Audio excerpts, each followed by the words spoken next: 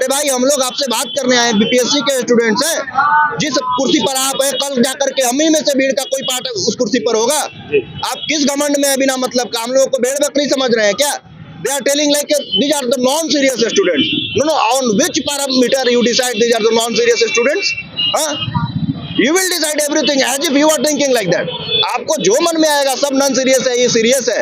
अरे पहली बार कितने सालों के बाद एक लंबे मतलब ज्यादा संख्या में 2000 प्लस के संख्या में वैकेंसी आई है। तो इस वैकेंसी को देखते हुए जो आयोग की खामोशी है, हम लोगों को तो इसमें बहुत मतलब डर सता रहा है कि वो सारे सीट जो है वो सच में है या नहीं है। यहाँ देखिए, बीपीएससी के गेट पर तो खड़ा नहीं होने दिया जा रहा है। लग रहा है कमांडो यहाँ पर रहे, पैरामिलिट्री फोर्स उतार। अरे भाई, हम लोग कहाँ से हैं? तालिबान से आए हैं, गोली मारिएगा हम लोगों को। अरे हमारे पास पेन है, पेन समझ रहे हैं इसको, इसकी ताकत समझ रहे हैं ना, पेन की ताकत। अरे एक साइन करने पर क्या सरकार बदल जाता है, समझ रहे हैं ना। प्रेसी को दबा के रखना इनके पास शक पैदा करता है। अगर ये इनको यही करना था, तेरह करना था, उनको उस समय में हुआ है। उनका साइड क्रेश कर रहा था, एक दिन तभी एक्सटेंड कर देते, कोई डिमांड नहीं उठता। ये एडमिट कार्ड निकालना था, 15 दिन पहले क्यों नहीं एडमिट कार्ड निकाला गया? ये घोषणा रात को, कल जब आज आंदोलन होना था तब शाम में ये दिखाता है कि आपको, और एडमिट कार्ड भी जारी करने का कब, जब आज सुबह में जारी किया गया कि लोग आते आते भी रुक जाए किसी तरह। उनको बस किसी तरह स्टूडेंट को रोकना है, इसीलिए आनंद फानंद में काम कर रहे हैं। ये पूरी तरह से दिख रहा है कि उनका किस तरह का रवैया है, और ये बिल्कुल ही बेवकूफ समझ रखे हैं बीपीएससी की तैयारी करने वाले लोग। अभी अपने हक के लिए लड़ने आए हैं, हम लोग को नॉर्मलाइजेशन नहीं चाहिए। जब तक आयोग कुछ ऑफिशियली नहीं बोल देता है तब तक हम लोग यहाँ से नहीं हटने वाले हैं। इससे पहले जो आयोग के चेयरमैन थे वो तो हमेशा कम्युनिकेट करते थे लोगों से, ट्विटर के थ्रू हो गया, न्यूज़पेपर के थ्रू हो गया, लेकिन ये आयोग के चेयरमैन कभी कभी बात ही नहीं करते हैं। हमेशा ऐसे होता है कि पता ही नहीं चलता है क्या होने वाला है। अचानक से लोगों को पता चलता है कि ऐसे हो गया, वैसे हो गया, और न्यूज़पेपर में हमेशा कुछ भी कुछ छपते रहता है। तो इसको लेकर के आयोग को बताना चाहिए कि चीज सही है गलत है, उसके बारे में हमेशा अपडेट करते रहना चाहिए। कोई अपडेट नहीं आता है। नमस्कार, मैं अजीत कुमार। आज हम पटना में उपस्थित है। पटना में देखिए, बीपीएससी ऑफिस के सामने हजारों छात्रों का जुटान हुआ है। आइए इनसे जानते हैं कि यहाँ क्यों अपना एग्जाम का डेट भी आ गया, उसके बावजूद भी ये लोग तैयारी छोड़ के बीपीएससी के गेट के सामने क्यों आने पर मजबूर हुए। कहाँ से आए आप? हम गया से आए हैं। अभी यहाँ क्या कर रहे हैं गेट के सामने? नॉर्मलाइजेशन का विरोध करने के लिए यहाँ पे पहुंचे हैं। तो क्या नॉर्मलाइजेशन, क्या ऐसा मुद्दा है कि आप लोग इसका विरोध कर रहे हैं? नॉर्मलाइजेशन वो प्रोसेस है, मान लीजिए आपको 3 से 4 तरह का सेट दिया है, क्वेश्चन को अलग अलग वितरित किया जाएगा, ठीक है। और हर एक क्वेश्चन का लेवल, तो जीएस है तो जीएस में तो अलग अलग क्वेश्चन लेवल रहेगा। एक समान तो आप क्वेश्चन लेवल कर नहीं सकते हैं, तो अलग अलग क्वेश्चन लेवल, तो उसका फिर आप नंबर भी सबका अलग अलग बच्चा का आएगा। नंबर जब बच्चा का अलग अलग आएगा तो आप एक कट ऑफ कैसे तय करिएगा? तो उसमें नॉर्मलाइजेशन का प्रोसेस अपनाया जाता है। अगर मान लीजिए आपका क्वेश्चन पेपर हार्ड आया और बच्चा को उसमें 100 नंबर आया, तो उसका 20% लगभग ऐसे ही कुछ होता है, उसमें घटा के, और जिसका क्वेश्चन पेपर इजी है उसका ज्यादा नंबर आया, मान लीजिए 130 आया, तो उसको भी घटा जाए, और जिसका हार्ड है क्वेश्चन उसको बढ़ा दिया जाएगा। तो उसको बीच का प्रोसेस, बीच का नंबर सेट कर दिया जाएगा कि उतना नंबर दिया है, तो उसको नॉर्मलाइजेशन का प्रोसेस करता है। तो इसमें आयोग कैसे तय करेगा कि कौन सा पेपर हार्ड है, कौन सा पेपर आसान है? तो इस चीज में बहुत ज्यादा गलत चीज है ये चीज कि इसको हटाएं, जल्दी से जल्दी रद्द करना चाहिए नॉर्मलाइजेशन प्रोसेस। आयोग को लेटर जारी करने में क्या दिक्कत आ रहा है? इसमें बच्चे को एडमिट कार्ड तुरंत कर दिया, पुलिस फोर्स बोल दिया कि हम लेटर लिख के कि तुरंत यहाँ पे ला के दो, तो एक नॉर्मलाइजेशन नहीं होगा। या फिर एक शिफ्ट में एक एग्जाम हो रहा है, एक पेपर पे हो रहा है, तो ये चीज का आपको लेटर जारी में क्या करने में दिक्कत है? तो बच्चे को इतना सारा जो भीड़ लगा है, सब अपना पढ़ाई छोड़ के आया है। 13 दिसंबर को सबका एग्जाम है, दूर दूर सेंटर दिया। मेरा खुद मध्यपुरा में दिया है, हम गया से हैं, साउथ बिहार का एकदम नॉर्थ बिहार फेंका है एकदम साइड डिस्ट्रिक्ट में। आप देखे होंगे उत्तर प्रदेश पीसीएस में भी छात्र हंगामा किए थे, तो उनका नॉर्मलाइजेशन जो था रद्द करना पड़ा। क्या आपको लगता है कि बिहार सरकार या आयोग आप लोग की बात मानेंगे? बिहार सरकार भी करेगी। भीड़ है, जितना हम लोग और जुटेंगे और बच्चे आ रहे हैं, करना ही पड़ेगा। और जितना दिन नहीं करेगा उतना दिन हम लोग फिर से आएंगे, फिर प्रोटेस्ट करेंगे, सब कुछ होगा। हम लोग यहाँ से जाने वाले नहीं है जब तक नहीं होगा, खत्म नहीं होगा ये नॉर्मलाइजेशन। जब तक आयोग कुछ ऑफिशियली नहीं बोल देता है तब तक हम लोग यहाँ से नहीं हटने वाले हैं। आप लोग का आज एडमिट कार्ड भी आ गया है, तो क्या आप लोग को लगता है कि नॉर्मलाइजेशन हो सकता है? कब उसी पैटर्न पे एग्जाम होगा? देखिए, जब 67वीं हुआ था उस टाइम भी एडमिट कार्ड आने के बाद कैंसिल हुआ था परीक्षा। अभी भी कुछ भी हो सकता है। एडमिट कार्ड आ गया है और उसके बावजूद भी छात्र को तैयारी करना चाहिए तो गेट पर धरना दे रहे हैं, क्यों? क्योंकि नॉर्मलाइजेशन है, इसमें पता नहीं किसी का नंबर बढ़ेगा, किसी का नंबर घटेगा, इसमें कोई आपत्ति किसी को है होनी ही चाहिए। क्योंकि आयोग ने अभी तो कोई नोटिस जारी नहीं किया कि नॉर्मलाइजेशन हम लागू नहीं करेंगे, जबकि एक वायरल नोटिस हुआ था जिसमें लिखा था 4 से 5 सेट में हम एग्जाम लेंगे। उसका मतलब क्या है? उसका तो यही मतलब है कि नॉर्मलाइजेशन होगा ही होगा, क्योंकि अगर 4-5 सेट में अगर आप पेपर लीजिएगा तो बिना नॉर्मलाइजेशन का रिजल्ट देना बहुत ही मुश्किल है।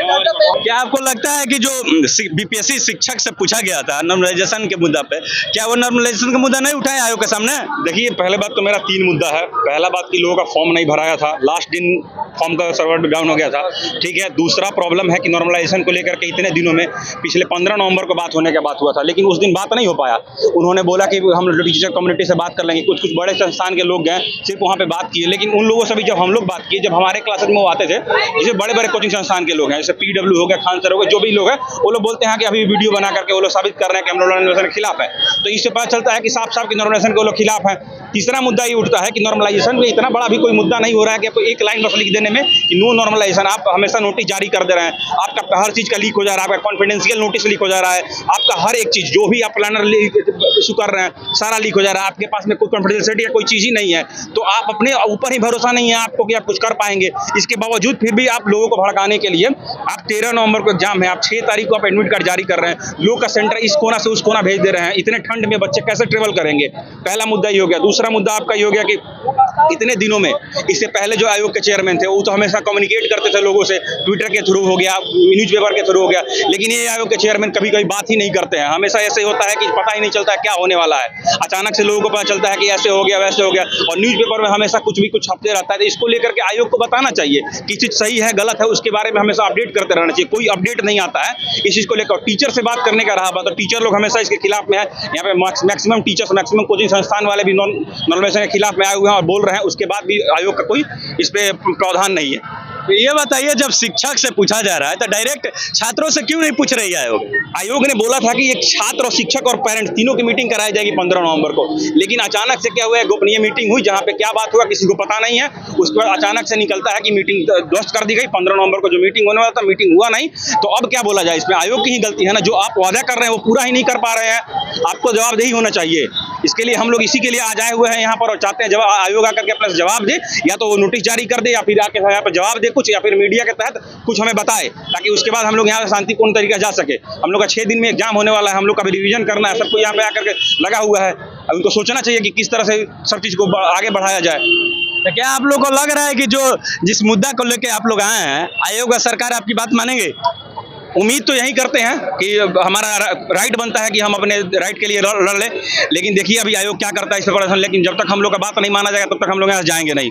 आज आप लोग का एडमिट कार्ड जारी हुआ है, 13 दिसंबर से आप लोग का पेपर है, तो बीपीएससी ऑफिस के सामने आप लोग क्या कर रहे हैं? देखिए, आयोग की जो खामोशी है ना, वो तमाम स्टूडेंट को परेशान किए हुए है। आज लगभग 15-20 दिन से ना आयोग एक स्टेटमेंट जारी कर रहा है ऑफिशियल साइट पर कि नहीं हम लोग नॉर्मलाइजेशन नहीं करेंगे, पिछली बार की तरह एग्जाम लेंगे, एक शिफ्ट में एक पेपर में एग्जाम लेंगे।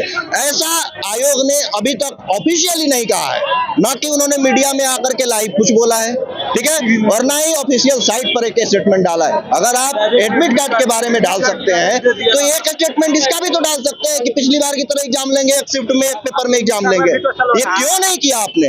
अगर आप नहीं कर रहे हैं तो स्टूडेंट के मन में एक तो व्यथा उत्पन्न होगी ना जी, उनके मन में दुविधा होगी, तो उसी दुविधा का नतीजा है कि सारे स्टूडेंट यहाँ पर जमा हुए हैं। अरे भाई, हम लोग आपसे बात करने आए, बीपीएससी के स्टूडेंट्स हैं, जिस कुर्सी पर आप हैं, कल जाकर के हम ही में से भीड़ का कोई पार्ट उस कुर्सी पर होगा।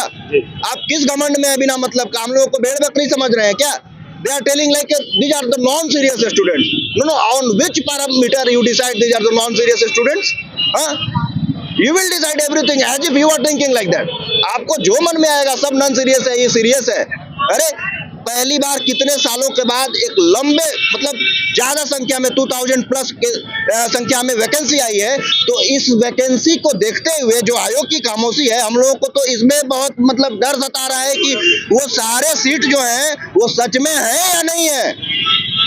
जिस तरह का मैसेज बिहार में तमाम तरह के न्यूज चैनलों पर या अखबार के माध्यम से देखने सुनने को मिलता है कि ये सीट उधर सेटिंग हो गया, उधर सेटिंग हो गया। अरे भाई, गरीब स्टूडेंट का इसमें मराएगा ना, इसमें गरीब स्टूडेंट कहाँ जाएगा?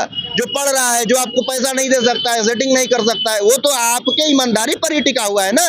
ये आप नॉर्मलाइजेशन के मुद्दा पर आप लोग विरोध कर रहे हैं, बिल्कुल। तो इसके 2-3 खामियों को बता सकते हैं क्या? हाँ बिल्कुल, जैसे देखिए नॉर्मलाइजेशन जो है मेनली मैथ्स के आधार पर डिसाइड होता है कि ये क्वेश्चन इस रेटिंग का होगा, आसान होगा, हार्ड होगा, ठीक है।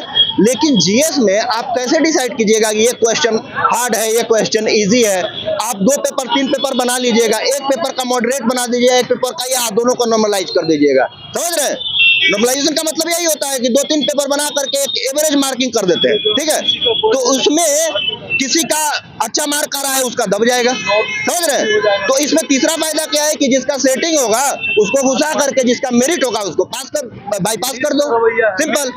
देखिएगा जो भी परीक्षा हो रहा है, छात्रों को आंदोलन की प्रक्रिया से बिहार में गुजरनी पड़ रही है, क्यों? ये शुरू से ही हो रहा है, क्योंकि देखिए माननीय मुख्यमंत्री जी से मैं एक आग्रह करना चाहूंगा, बिहार वासी और एक स्टूडेंट बीपीएससी का अभ्यर्थी होने के नाते, मुख्यमंत्री जी बहुत सजग और समझदार व्यक्ति है, ठीक है, लेकिन उनके पास ये मैसेज जाता ही नहीं है।